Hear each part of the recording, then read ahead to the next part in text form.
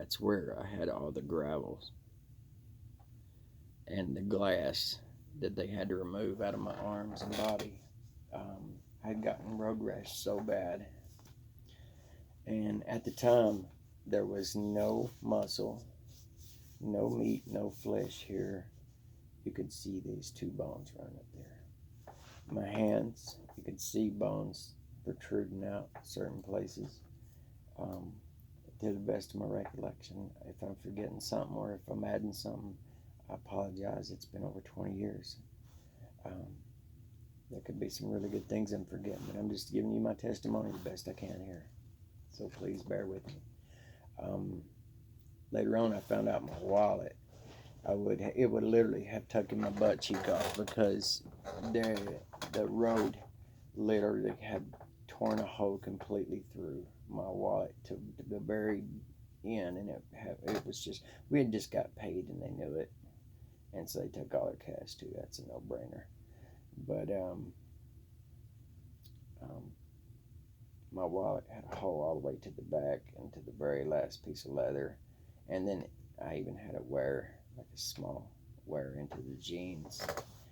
And so here I got holes in my jeans I'm wearing and stuff like that, in the knees, and I don't know where else I'm hurt. I'm feeling around, and I feel up here in my face, and I'm thinking, oh my God, my nose is gone. Well, my nose wasn't gone. When I felt here, it wasn't there. It somehow had ended up over here. My teeth were, some were shoved up into my head.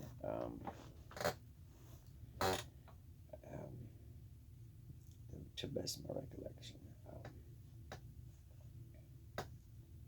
I just remember thinking, oh my God, I don't have a nose. It ripped my nose off. And then I thought, oh, well, there it is. There it is. And then I kind of like calmed back down a little bit and commenced to fighting. I was fighting not only for my life, but I was trying to keep them from taking the teeth out of John. I was trying to keep them from killing the other guy. My friends, my shipmates, my work partners, my buddies, at the time, which I guess they wasn't real friends, but anyway, I was fighting I didn't like the fact they were trying to take their teeth. That done something to me. And so I was walking around with a broken ankle, injured so badly.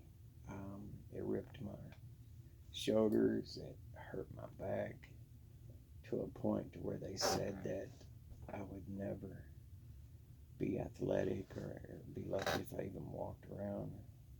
And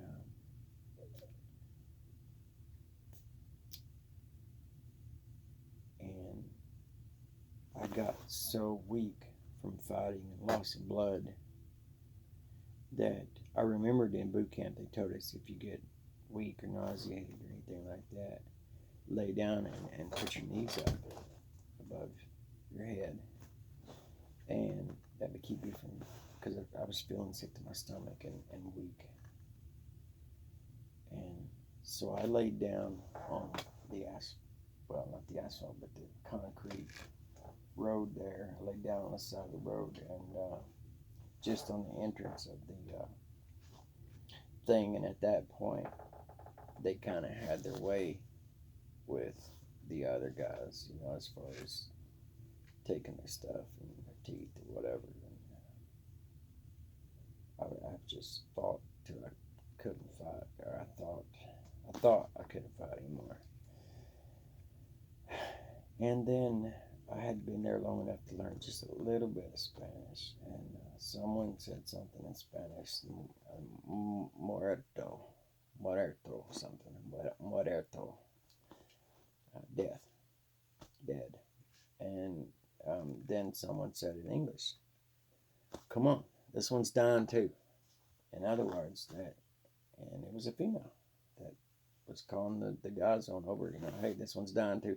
And they really couldn't get at me while I was fighting them. I used to box, was going to turn pro as a boxer and stuff at one point at that time. And That was before MMA or any of that stuff. I was a boxer since the age of 13. So as hurt as I was still holding my ground. I had a lot of hacks and injuries and stuff like that, but I was holding my ground. And as soon as this woman said, "Oh, come on, this one's done too," I immediately jumped back up to my feet, and I know I must have been in a different kind of shock than the other guy was. I'm not gonna mention his name. You don't want to, I'm sure. I called him one day, and he didn't even want to talk on the phone once I mentioned it, and he never was right after this. But anyway,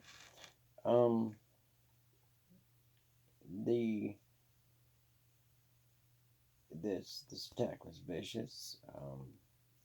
And when I stood up and started to fight again, I was feeling so weak, and I was just thinking, God,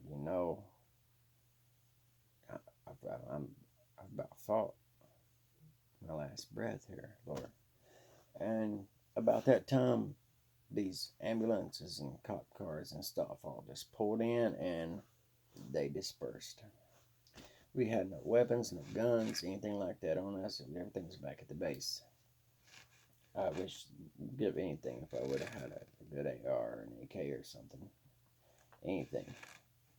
Tommy gun, hand grenades, tank. At that point, I guess I wish I would have had a nuclear bomb in my hand with a detonator. I'm able to laugh about this because I've cried about this to the point to where I got to find something good in this, and I did. What happened is they took us to a hospital in Selah, Puerto Rico. Well, I think it was Selah, right outside Selah, somewhere in there. It was in between San Juan and Selah. And they took us to a hospital, and nobody spoke English. And here I was, they had me laying in this bed. I was trying to find out how bad it is, and this and that. And when they put us in the ambulance, I sat and rode with the other guy, and I guess they took John in a different vehicle where he had already was deceased.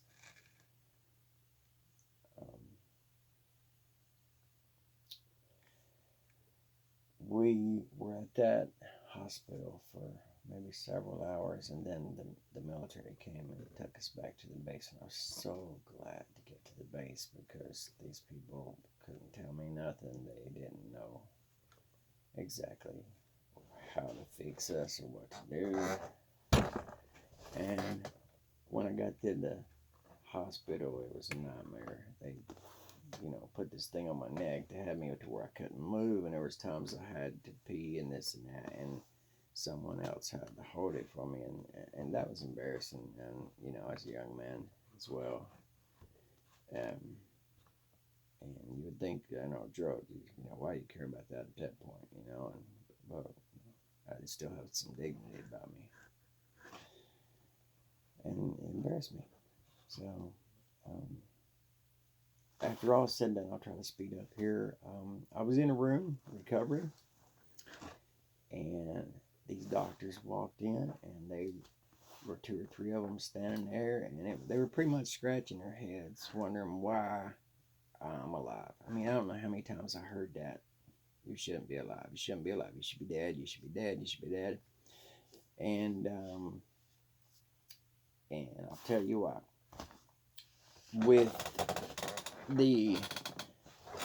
I got these little things that stick up here. They're scars where it was so bad. Like somebody's been branded. They kind of puff up on each side of my shoulder. Now, here's what's crazy. I have taken a book. I've laid on the floor.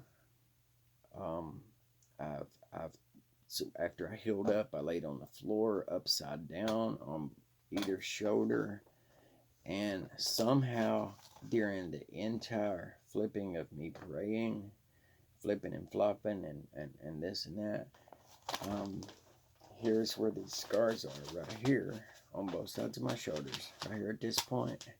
And I have tried to lay on the floor and even push my head as far as I can, and the head still touches the floor.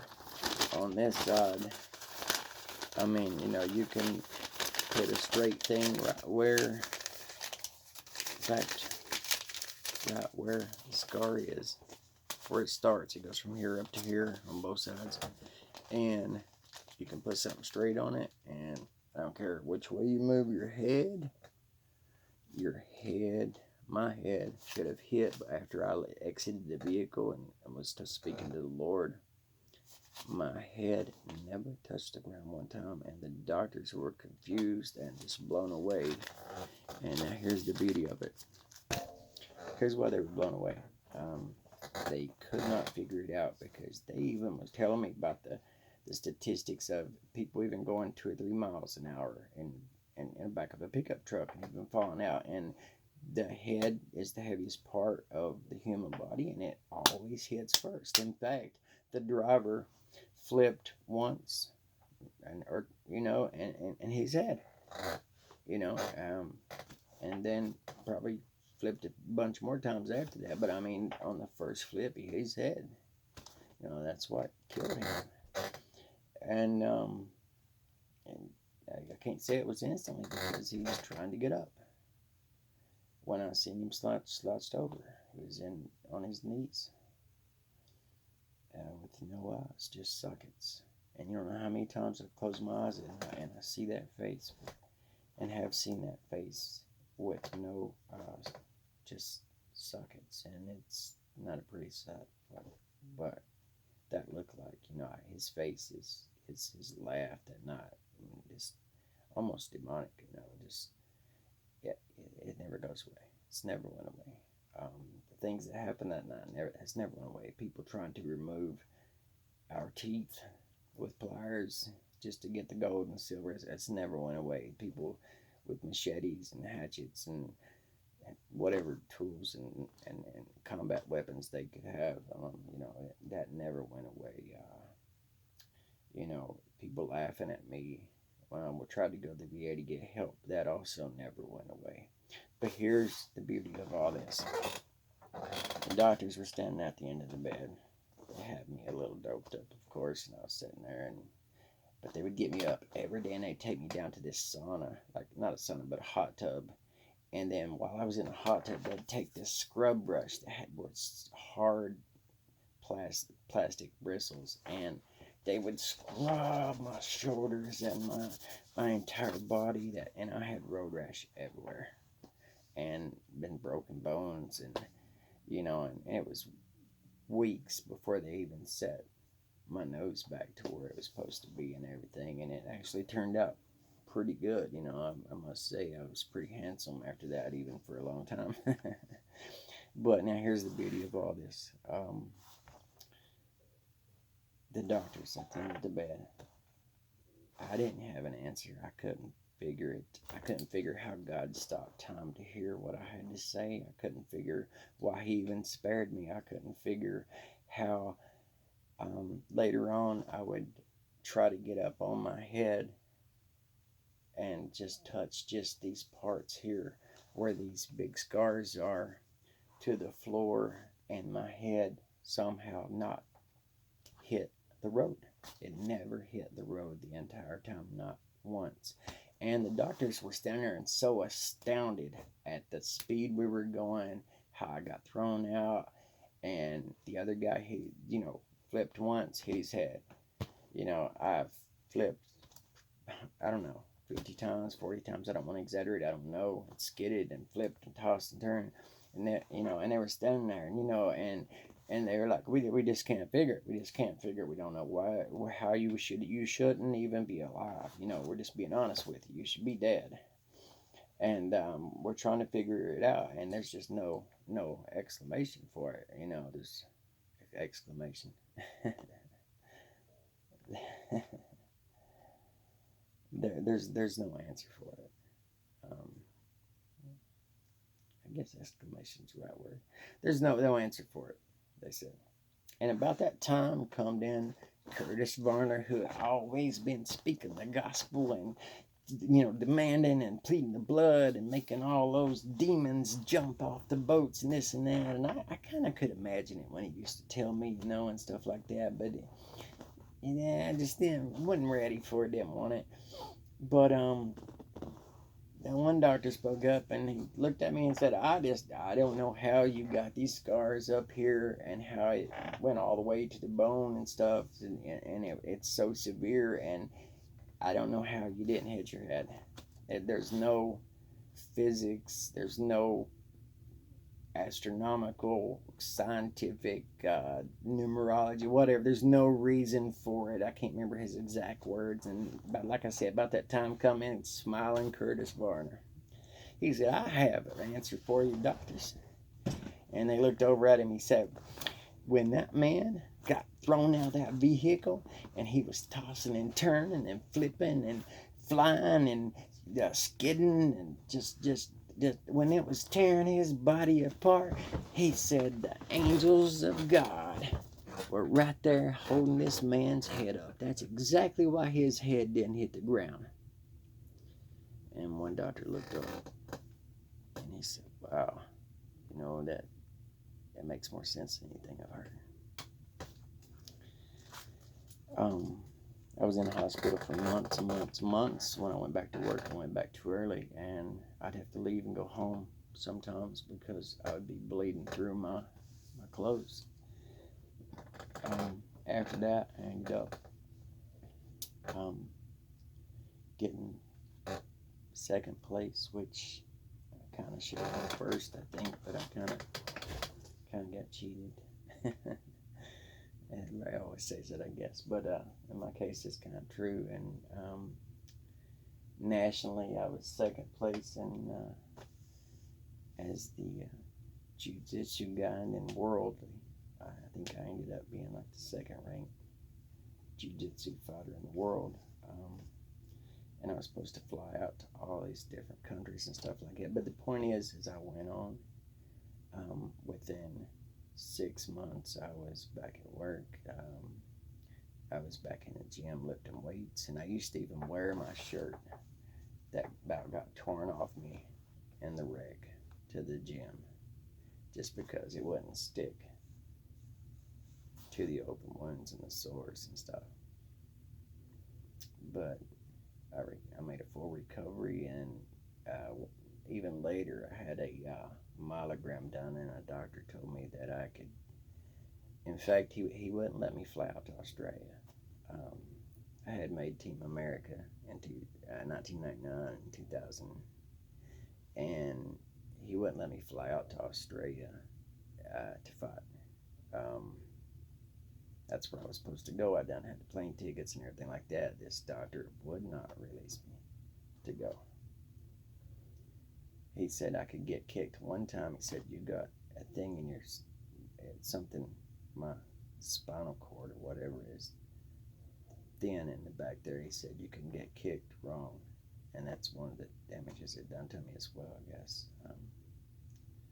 Plus, I need operations on both shoulders, both knees. I need a full knee replacement. I need an operation on my ankle. I need an operation on probably my wrist.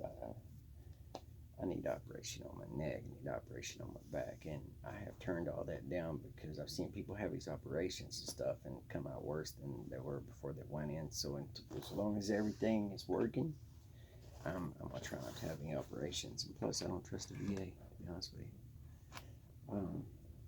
They treated me like crap for years. You know how bad it is when you tell them the truth, and you hate to even have to even talk about this, and they laugh you to scorn the way they did me, until they saw that the things I said I did in the military, I did.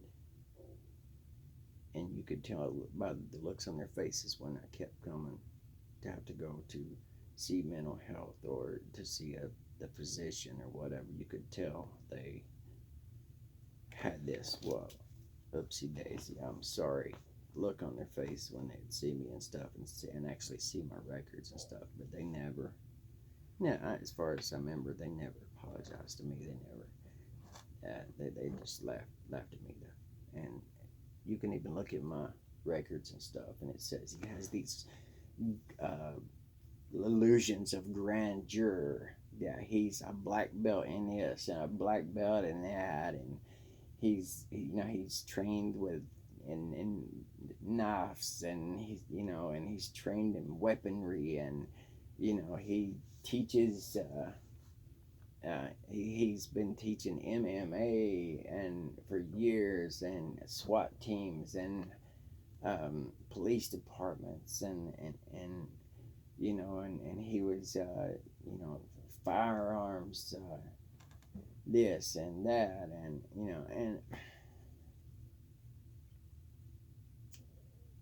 they made so much fun of me and laughed at me. I absolutely hate the VA.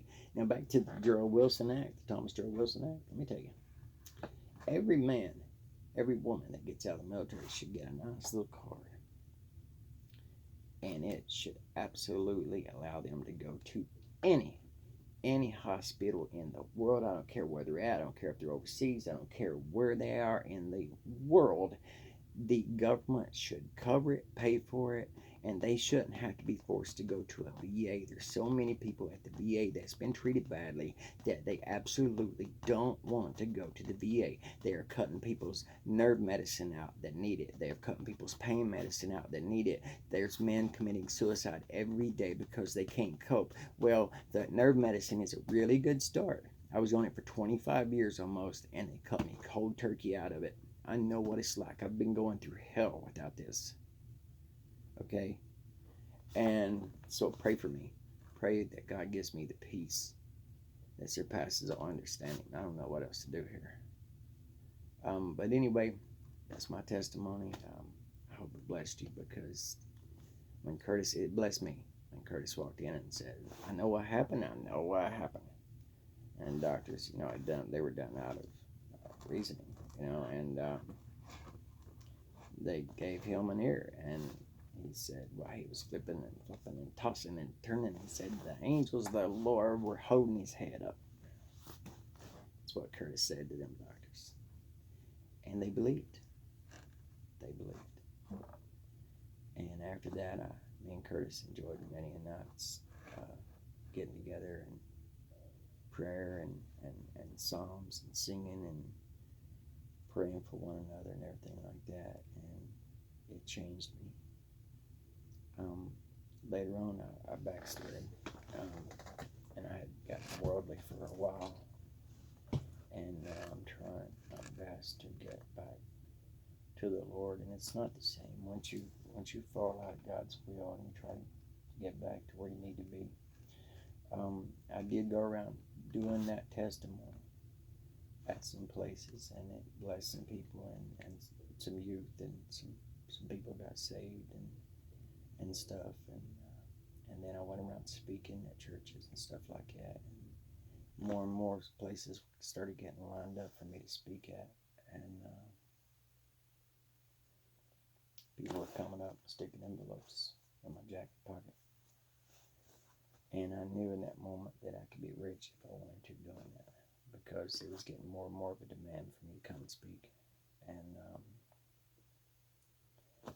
I was going through a divorce, and of course Satan was telling me, who are you to be telling anybody how to live? Who are you to be telling any congregation what to do, how to act, how to walk, how to live or worship or talk to Jesus or anything like that? Or who are you to do anything for God?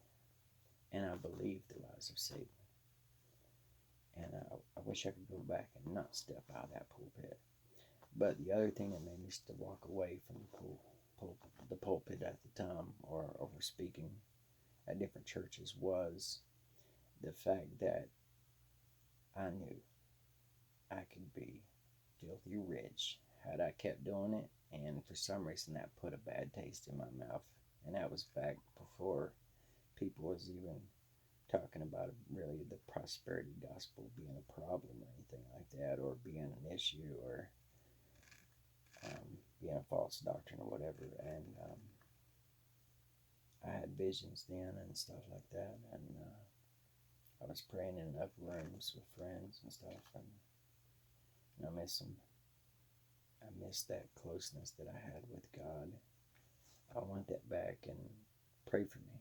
Pray for me. I want that closeness, but I don't want to have to go through some kind of near death or lose someone I love to get that closeness again. And it scares me. It scares me to death. But I want that closeness. I'm trying. And that's my testimony, and I hope it blesses somebody. I know this was long, but someone asked me to give the testimony, and I just gave it. So, listen, good day. God bless you. But you know what? There needs to be that Thomas Job Wilson Act, or we can call it the Job Wilson Act, or the Thomas Wilson Act, or the Tom Wilson Act, whatever you want to call it. And it needs to be some kind of an act that any military veteran gets out of the military. They get a card and can see the doctor, hospital, their choice at all times, have any kind of surgery, have any kind of dental done. They do not cover none of our dental. Even though my teeth were jacked up from the military, and that was part of it, and also from playing basketball and stuff like that. But and I had beautiful teeth, and and it's like pulling teeth trying to get something done for your dental. It's crazy. And I don't feel like I should have to go to the hospital that laughed me to scorn to get help. I feel like I should be able to go out here and pick the dentist of my choice, and the government should pay for it. Period. VA choice is no choice at all. This whole choice program, that's not a choice. You know what happens during this choice? It goes before a group of 12 people at the VA, or 13 people, or 10 people, and they all decide whether or not they'll let you go to see an outside doctor or not. How is that a choice? You still having to bow down to them and wait on them to come back with an answer of whether or not you can see somebody on the outside. That's not a choice at all. That's like going before a jury, and that's like scratching a lottery ticket or something, and getting the winning the extra ticket or whatever, or winning a buck or two. That's no good. That's no good.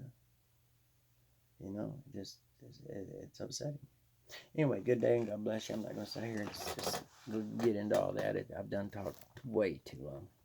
But someone asked me to do this. I thought about it, and I did it. Hope you liked it.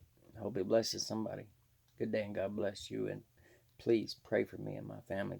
Pray for my mother-in-law. I call her Mama because I love her that much. She is like my own mother, and I love her so much. And she's stage 4 breast cancer. It's went into her lymph nodes. It's went into her brain. It's spread all through her body at this point, and she's on hospice. And pray, please pray for her. Pray for me that I have peace. Pray for my wife that she has peace, and the grace of God fall upon her and me. Pray for us, and pray that I get back right in God's will where I need to be, and get that closeness and get that fire. I'll do another video sometime about the baptism by fire that I went through. Take care and God bless you.